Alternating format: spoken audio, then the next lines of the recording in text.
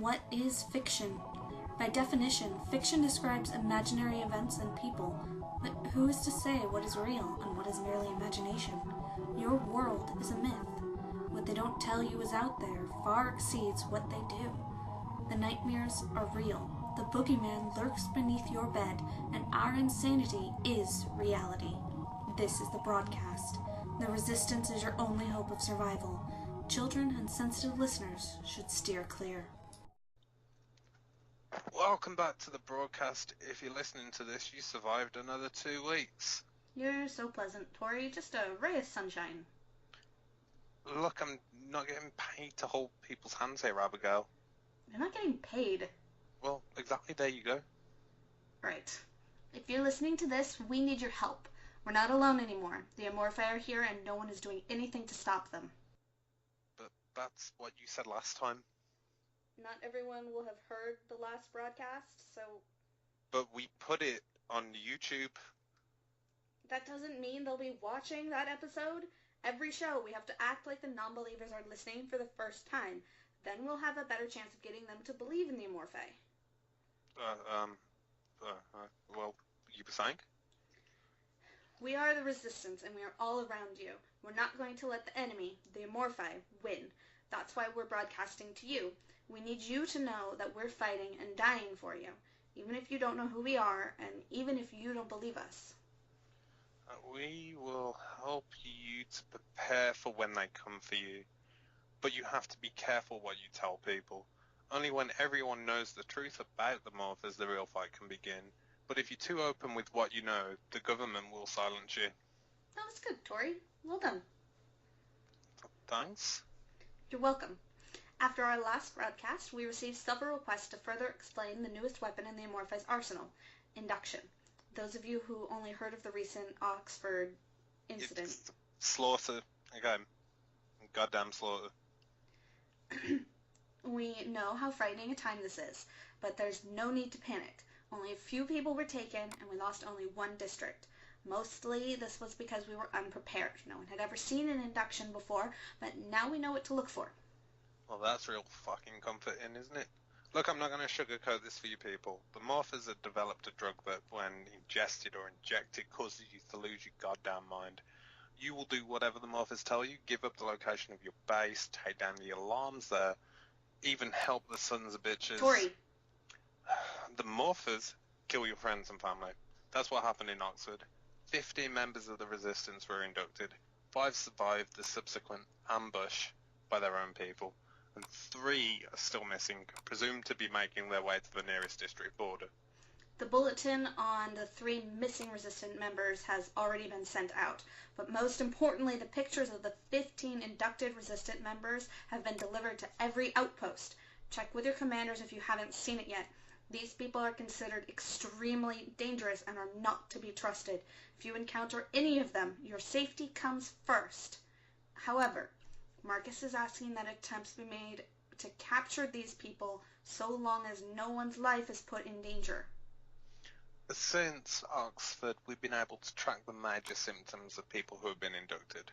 Marcus has asked everyone to be hyper-vigilant and look out for each other instead of just looking out for yourselves. Like we told you last week, victims show sleep deprivation, dilated pupils, stuttering speech, and an inability to follow complex orders or complete difficult tasks. The odd feeling that your thoughts are not your own has been reported by the 2 induction victims that have since turned themselves over to medical. These courageous resistance fighters stepped forward and reported this feeling as a repeating loop. Turn off the alarm, turn off the alarm, turn off the alarm, like that. It's very obvious, so please don't assume you've been inducted just because you're tired. Too many resistance members have come forward frightened that they may have been inducted. While the thought is appreciated, you're flooding the medics. Try to actually think about it before you mindlessly panic. Did you just come off a 12-hour shift? You're fine. Go take a fucking nap. The stutter is the major symptom to be on the lookout for. Does it suddenly feel impossible to finish getting out a word or a syllable? Go to medical immediately. The survival of your friends and fellow soldiers relies on your honesty. We would like to take this next minute and have a moment of silence for the fallen.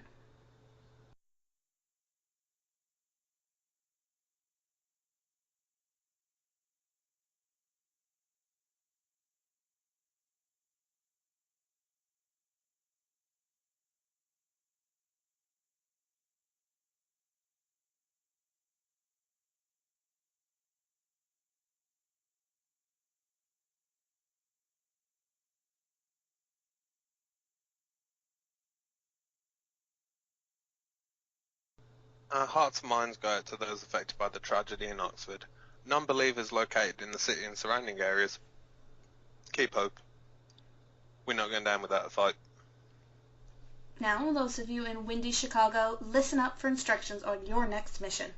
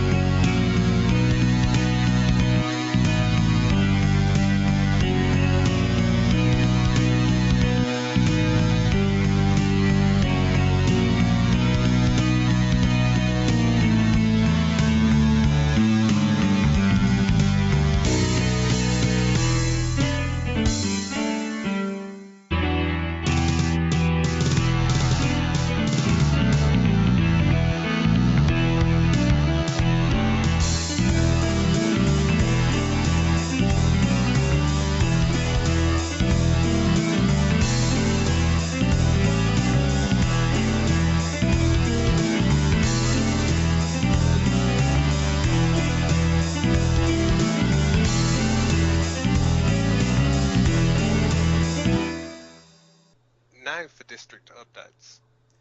The following districts are dark. If you need to travel through them for any reason, be on guard at all times. West Virginia, Maryland, Florida, Wisconsin, Kent, London, Northern California, and Oxford. The following zones are hot until further notice.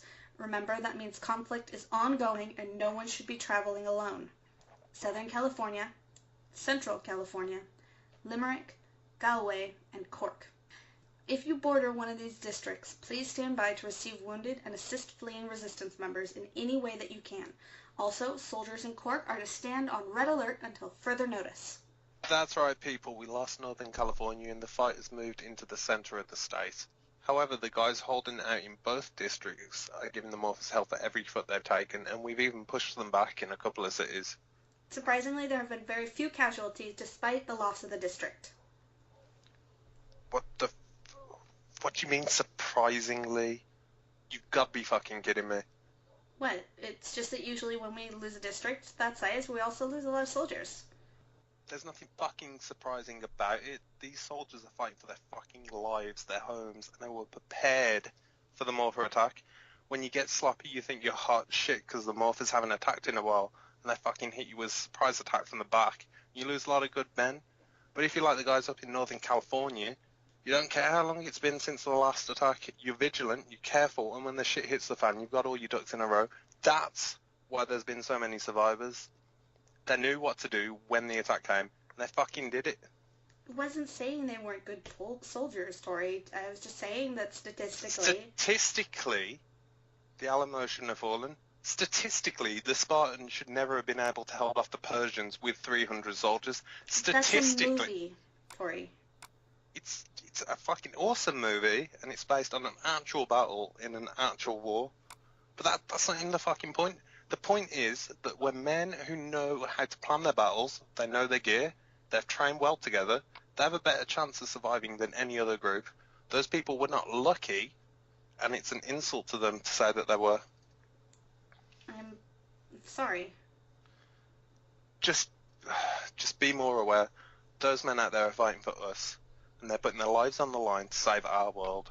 They deserve respect, they deserve honour, not to be told that they just got lucky.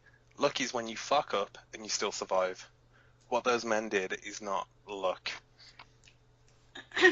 Well, I suppose now is as good a time as any to offer some helpful advice sweeping your home or safe house for electronic monitoring devices. Well, that was a smooth transition, wasn't it? Shut up. Okay. A good practice that all commanders should instill in their soldiers is to sweep their homes and bases for bugs weekly. A safe house should only be swept for bugs when entered after an emergency. Don't risk your safe house by making extra trips. Start with power sources, since most bugs require an outside source of electricity to keep going. That's outlets and switches. Begin by removing all the plates in the room you're searching, and the best way to do that is going to be with a screwdriver. Obviously. Take a flashlight and shine it into each hole you've just uncovered. You should see nothing but wiring inside. If you find a bug, don't touch it. Call your commander and report the device so a skilled electrician can have it removed without causing damage to the base or getting yourself electrocuted. You're going to want to do this with the fuse boxes and the light fixtures as well. Do it the same way as Abigail just described, then check the attics and crawl spaces. The attics and crawl spaces, that only really needs to be done once a month, or if someone's been lurking around your home. Also, turn off your lights and take a look around for tiny red or green LED lights. Some microphones will have power on indicators, and some idiots who'll set up their bugs carelessly don't cover or deactivate that feature. Next, use your RF detector to find any bugs you could have missed. If you have access to one. If you don't, you can substitute using your cell phone to use that to see if you can pick up an electromagnetic field. Call a buddy, put it on speaker, and wave your phone around you, anywhere that you think there could be a camera or a microphone hidden. If you hear a clicking noise on the call or some feedback, echoes, it means your phone might be interfered with by an electromagnetic field. You should never end up with a bug if you're aware. There's so many ways to prevent a bug from being planted in the first place. Watch for unauthorized or unrequested visits from technicians checking the phone lines, computers, HVAC or other equipment, exterminators, inspectors, suspicious fuckers. Be wary of gifts received from anyone that you don't know well or received under suspicious circumstance. Watch out for weird vehicles at your base near your home while you're driving. That's all standard protocol anyways. Every time you come home or return to base, closely examine the floors, tables, furniture for any unusual debris. Installing bugging devices often requires moving ceiling tiles or drilling a small hole in the walls or ceilings, which can leave behind a small amount of dust, powder or shavings. Check and replace the ceiling tiles that are chipped, cracked or broken so you'll be able to tell if they've been tampered with. Oftentimes you can tell by the natural discoloration of ceiling tiles if they've been moved recently. If someone gets a bug into your house, usually you'll see a service truck or a van, some car with tinted windows or a panel truck outside, which will allow a person to sit and monitor listening devices without raising suspicion. What constitutes a vehicle that's suspicious? Vehicles that remain for many hours or vehicles that appear repeatedly should be considered suspicious. Well, are there other ways to know if someone's planted a bug in your home? Well, there's some less obvious signs of bugs, such as unusual noises on your phone lines, clicking, popping, scratching, volume changes, echoes again. If your phone makes those noises while being on the hook, there's a great probability that there's a bugging device. Interference with radios and television, like if your radio makes a squealing noise, you could have a transmitter nearby. If you hear that, move the radio around the room to see if the noise gets louder or changes in pitch.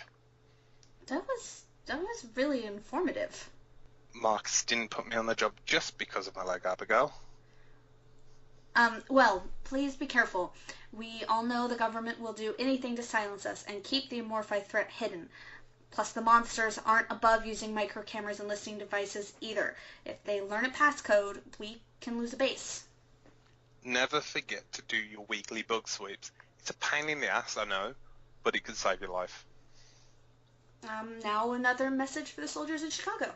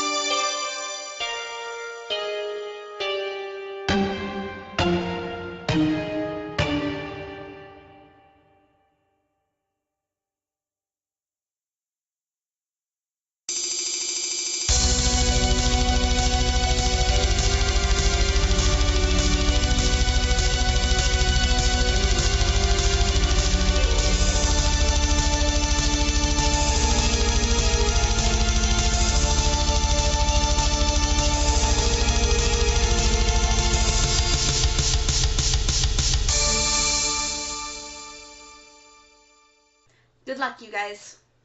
They don't need luck. I'm sure you're right, but it won't hurt them either, now will it? I guess not, no. So why don't we get to those messages you have there? Alright, messages. The recent UFO sighting in Gloucestershire has been confirmed as Morpher activity. However, no one is certain yet what they were up to, or what exactly the UFO was. We can only hope that one of the bastards blew themselves up. I suppose that wouldn't be a terrible thing. Nah, that'd be fucking fantastic. Marcus wants all listeners to please report any and all sightings of strange craft to their district commander. While likely a weather balloon, low-flying aircraft, or Air Force maneuver, there is always the chance that you are really witnessing an Amorphei craft. Sightings of these craft are vital to the resistance movement. We can't go into details on exactly why they're important, but we assure you that it is important. Look, I hate to beat a dead horse, but I can't express enough how important it is to always be vigilant. It only takes one mistake to cost you everything. Is that what happened to your leg? Yes. What happened? Well, we were making a run on one of the food stores. The guy who was supposed to be watching the way that we'd come from didn't. They hit us hard from behind. One of them sort of shifted its arm. I guess it wasn't an arm so much as it was a lobster claw hand, and he grabbed me. Nearly took my leg off. You got away though, obviously.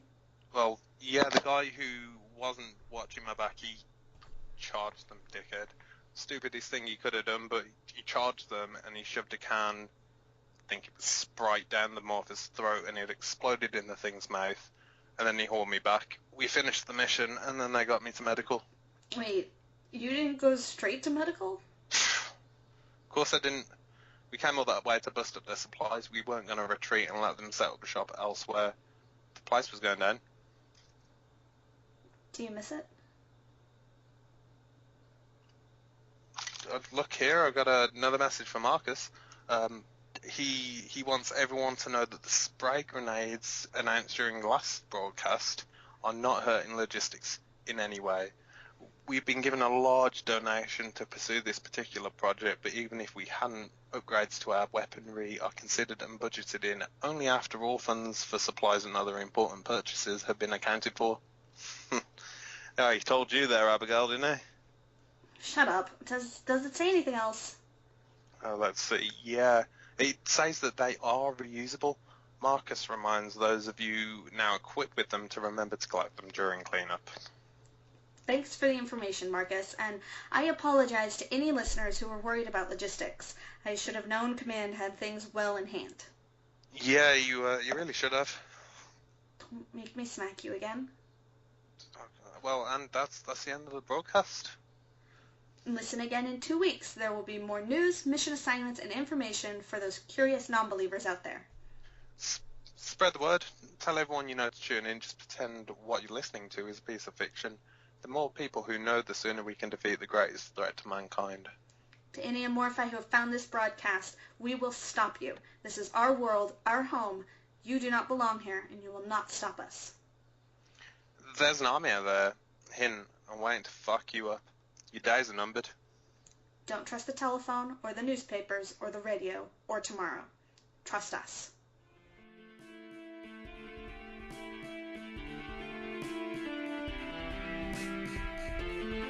You have been listening to the broadcast.